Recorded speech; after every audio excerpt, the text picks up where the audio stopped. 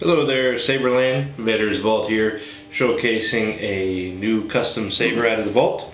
This one is called Magni, named after the son of Thor, means mighty.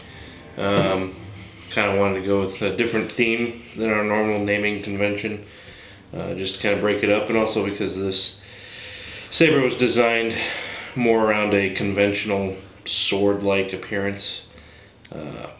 With the several design cues that we had.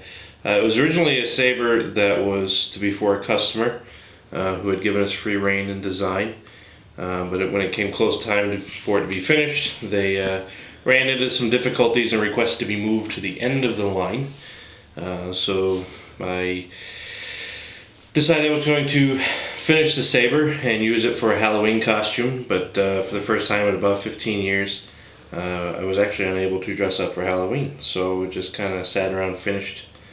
Now we're just putting it up, and that customer's loss is going to be some future customer's gain, because it is going to be for sale on the FX forums.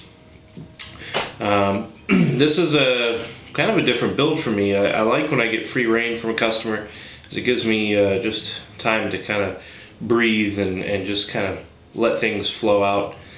I didn't sketch this saber out on paper like I normally do with a lot of my builds. I actually started at the rear end of the saber and moved up as I was going along, kind of putting it together and piecing it together as I went. So I think the final design came out really well. Went in a lot of different directions.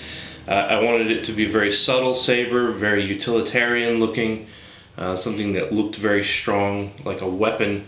Especially a sword-like weapon. I wanted it to look more like a sword than a technological machine or equipment, and I think it came out pretty well in that regard. I went with a weathered scheme just because the clean and polished didn't really look right, and I felt that the weathering gave it some character. It's missing a few things that you'll probably notice that are normally on Vader's Vault sabers, that there is no lighted, recessed anti-vandal switch anywhere. Even I get kind of tired of them after almost 3 years of putting them in sabers, so I kind of wanted to do something a little different. So I've got two custom switches here, brass plungers activating two tactile switches inside for the main and the auxiliary switches. I did have two just very modest accent LEDs, as it is got to have some Star Wars reference to it. It is a lightsaber after all. Got the lambskin leather grip wrapping the rear section here. Very nice thin grip section, fits in the hand perfectly, especially balanced by the real big weighty pommel back here. This whole section actually unscrews to give easy access to the SD card inside. This saber is powered by the Plector Labs Petit Crouton, version 1.6, which actually features the true flash-on-clash feature made popular by its use in its bigger brother, the Crystal Focus. Just like the Crystal Focus, it is a very dynamic and organic flash, as seen in our test release video a few weeks ago. Very much like the Crystal Focus, it's very cool and helps top off a already well-rounded sound card and LED driver. It's igniting a 10-watt LED engine, RGB, with the two green dice wired for the main blade and the red and blue wired for the flash. Gives it a whitish purple flash. Very cool. Got the recharge port up here by the switches. Easy access there with the kill key. No need to open anything up. The emitter was kind of a last minute thing for me. I was kind of hung up on what to do for an emitter to kind of balance out the very heavy-handed rear end.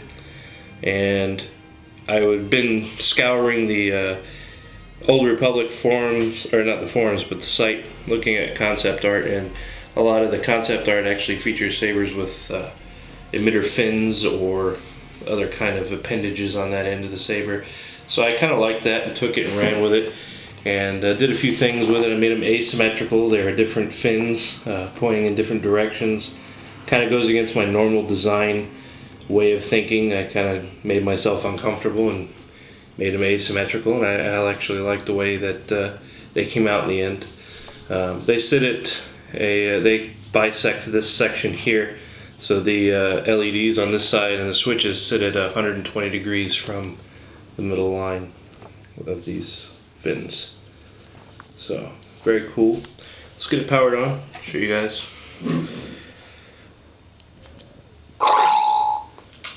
Of course, using one of the new 2-watt speakers that JQ sourced.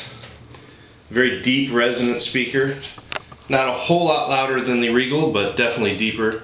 And you can actually feel it in the hand, the lower end.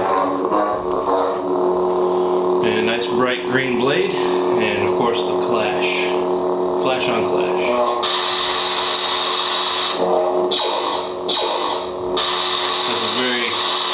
Very whitish, but it does have a little bit of a purple tint. But it's a very dramatic color change with the main blade. This saber will be up for sale, like I said, on the FX Sabers forum, and I like it a lot. Hopefully the new owner will too. Thanks again from Vader's Vault.